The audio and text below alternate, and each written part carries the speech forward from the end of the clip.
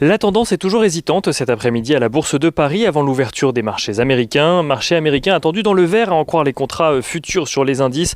Pour rappel, hier, le Dow Jones gagnait 0,29% à 34 230 points. Le S&P 500 clôturait lui proche de l'équilibre en hausse de 0,07% à 4 167 points. Tandis que le Nasdaq Composite continuait lui à clôturer dans le rouge à moins 0,37% à 13 582 points.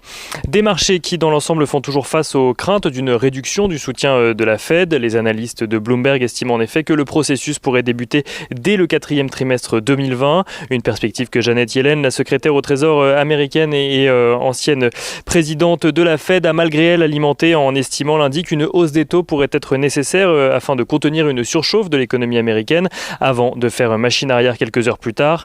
Il n'en reste pas moins que pour le moment, Jérôme Powell reste de son côté sur sa position, à savoir qu'il est trop tôt pour se poser la question actuellement.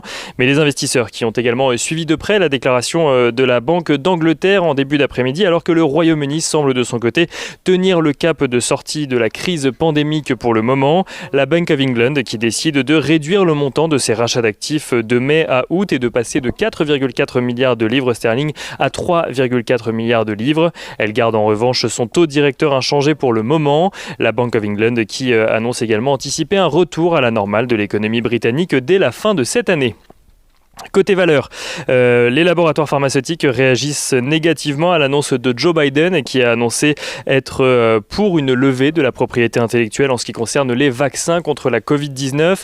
Les investisseurs qui ont également pu prendre connaissance des résultats trimestriels de Uber qui réduit ses pertes au premier trimestre. Le spécialiste du transport de personnes annonce également réduire sa commission sur les courses pour augmenter le salaire de ses chauffeurs, ce qui devrait peser sur les résultats de Uber sur le second trimestre.